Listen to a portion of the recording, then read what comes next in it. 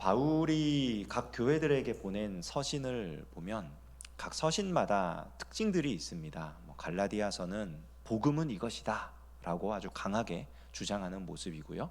또 우리가 지금 읽었던 로마서 같은 경우엔 우리가 믿는 바가 이러하다, 흔히 말하는 이제 교리가 아주 잘 정리되어 있고, 에베소서 같은 경우엔 교회는 이런 것이다, 이런 식으로 딱 굉장히 한 가지 특정 주제에 대해서 강력하게 선포하는 그런 내용이 담겨 있는데요.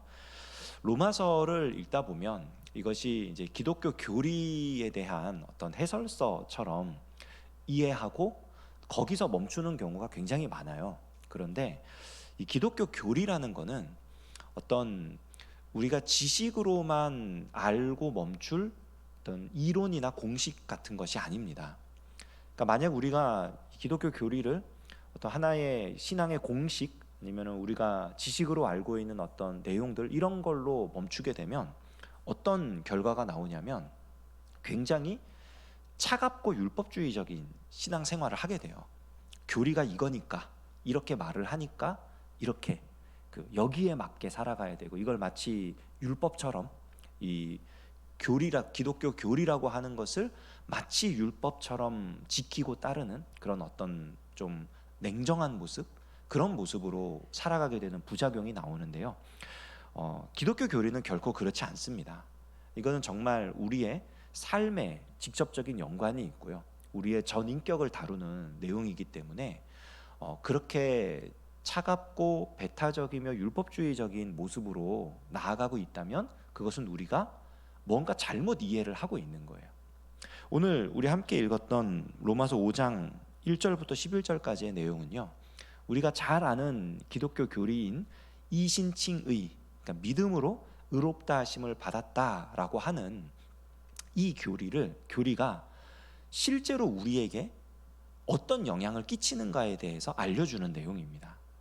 1절을 보시면 그러므로 라는 단어로 시작을 해요. 이 신약 성경을 읽다가 그러므로 라고 하는 단어가 나오면은 앞에 있는 내용이 이 지금 나올 내용의 근거가 된다라고 생각하시면 됩니다. 그러니까 이 앞에 말했던 4장에 나와 있는 율법이 아니라 하나님의 약속을 따라 믿음으로 의롭게 되는 그것을 근거해서 얘기를 하는 거예요. 그러므로 우리가 믿음으로 의롭다 하심을 받았으니, 그러니까 결론을 짓는 거죠. 앞에 있는 내용의 전체적인 결론이 뭐냐?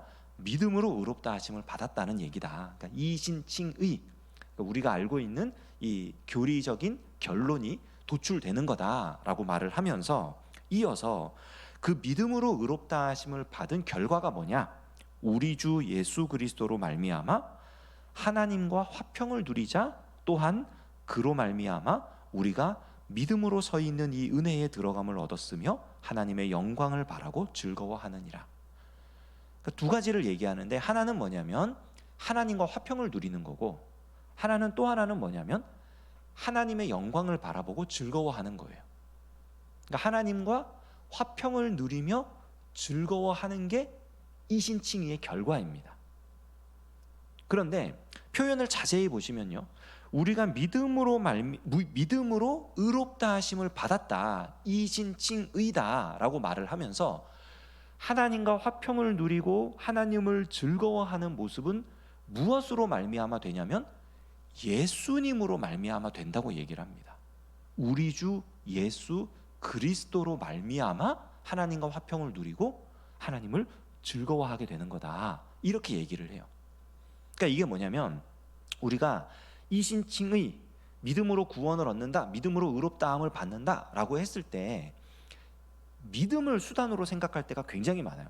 믿음이 있으면 그 믿음 때문에 하나님과 화평을 누리게 되고 믿음 때문에 하나님을 즐거워하게 되는 거 아니냐라고 말을 하지만, 실상은 뭐냐면 믿음이라고 하는 그 자체가 중요한 게 아니고요, 누구를 믿느냐가 중요한 겁니다. 누구를 믿느냐. 우리 주 예수 그리스도로 말미암아 하나님과 화평을 누리고 하나님을 즐거워하는 거예요. 그러니까 우리 믿음의 대상이 예수 그리스도십니다.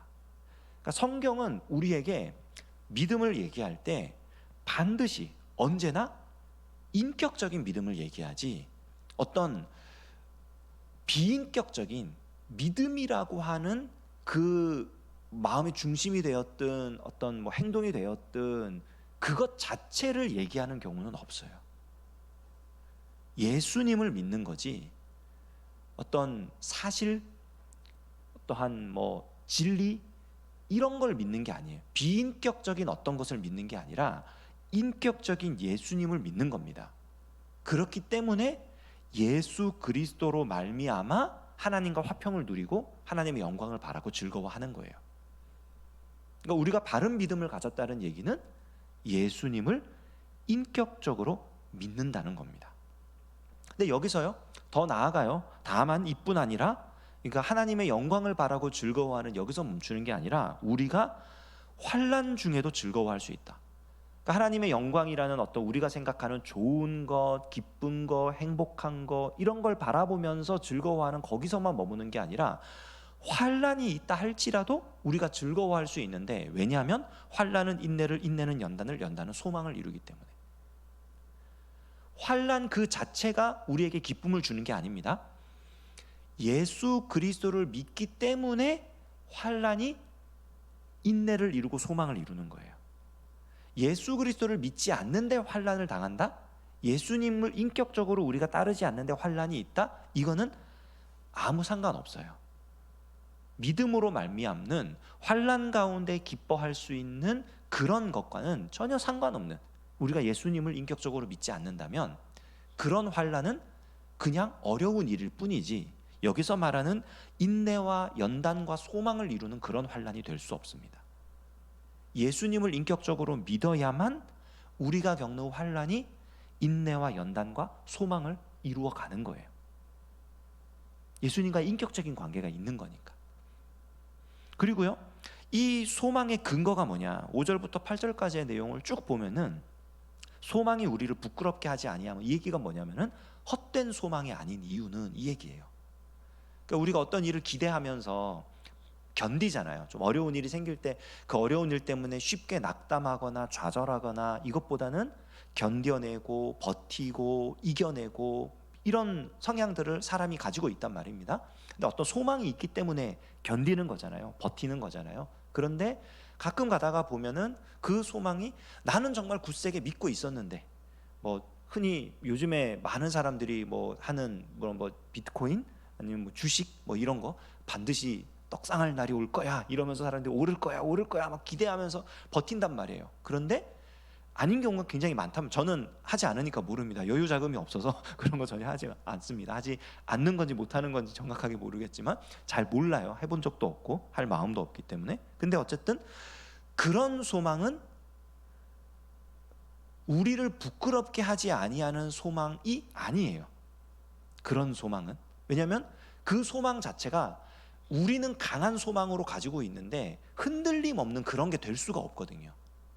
근데 예수님을 믿기 때문에 우리가 환난이 있어도 견뎌내고 연단을 하고 그리고 소망을 가지게 되면 그 소망은 헛된 소망이 될 수 없는 이유가 뭐냐면은 이 소망의 근거가 내게서 나온 게 아니라 하나님에게서부터 나온 거기 때문입니다.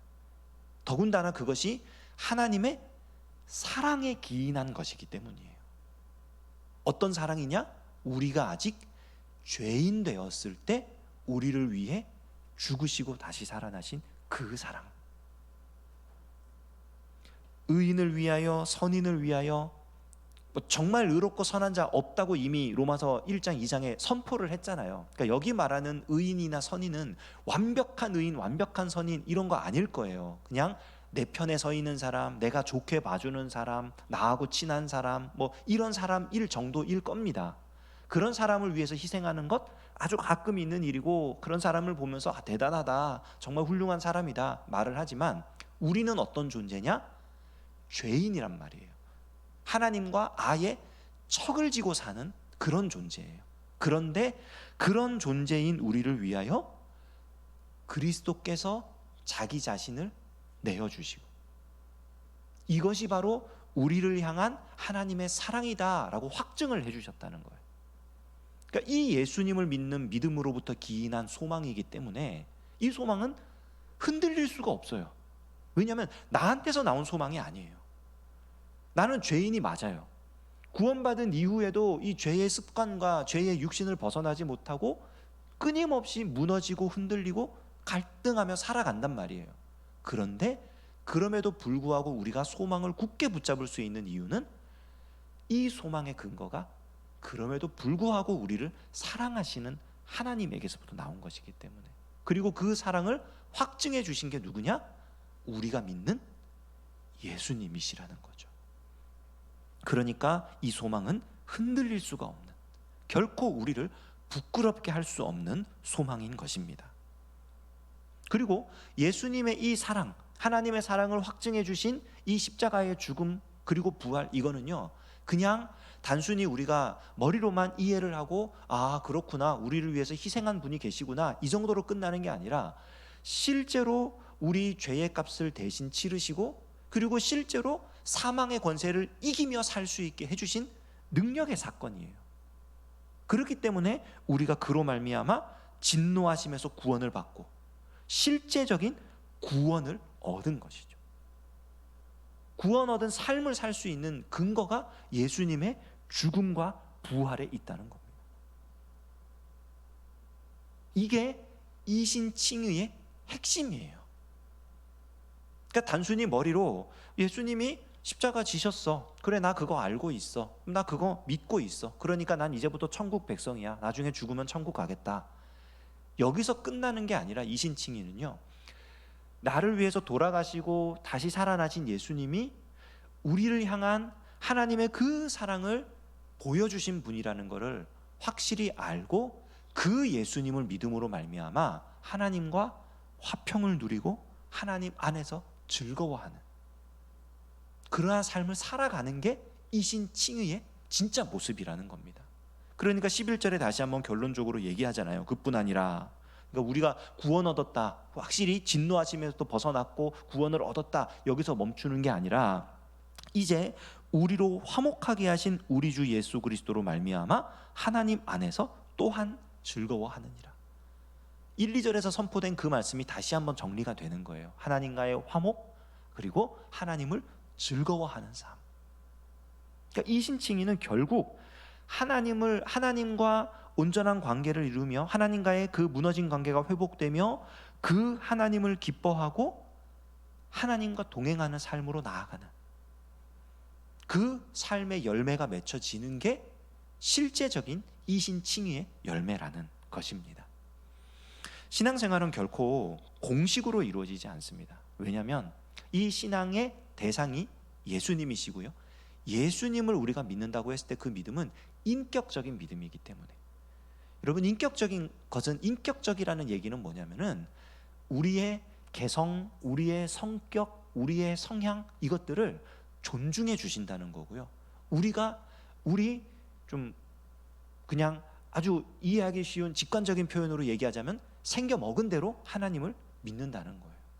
우리의 성격이 있고 성향이 있기 때문에 다른 사람과 비교할 필요가 없고요, 내가 그 예수님을 믿고 따르는 그 삶의 방식, 그 모양새, 하나님이 인정해 주신다는 것입니다. 우리가 예수님을 그렇게 믿는 거예요. 그리고 그렇게 예수님을 믿고 나아갈 때 우리가 누리게 되는 실제적인 열매가 뭐냐? 하나님과 화평을 누리고 하나님을 즐거워하는 삶. 그러니까 우리의 삶 전반적으로 하나님과 함께하는 모습, 그게 우리가 정말 누려야 할 이신칭의라고 하는, 우리가 그냥 단순히 교리로서만 알고 있는 내용이 아니라 실제적인 우리 신앙의 모습이 되어야 한다는 것을 오늘 본문이 우리에게 알려주고 있습니다. 이 새벽에 나와 우리가 함께 말씀을 나누었는데요, 오늘 하루 우리가 살아가면서 믿음으로 의롭다 하심을 받은 하나님의 백성으로서 하나님과 화평을 누리고 하나님을 즐거워하는 삶을 살 수 있는 오늘 저와 여러분 될 수 있기를 주님의 이름으로 축원합니다. 기도하겠습니다. 하나님 아버지, 우리를 사랑하시고 구원해 주시니 참으로 감사드립니다. 성령님께서 우리에게 믿음 허락하셔서 예수님을 알게 하시고 예수님을 믿게 하시고 예수님을 따르며 살아갈 수 있게 하셨사오니 주여, 믿음으로 살아가는 삶의 열매가 우리 삶에 맺히게 하여 주시옵소서. 하나님과 화평을 누리며 하나님을 즐거워하는 우리의 인생이 되게 하여 주시옵소서. 예수님의 이름으로 기도합니다. 아멘.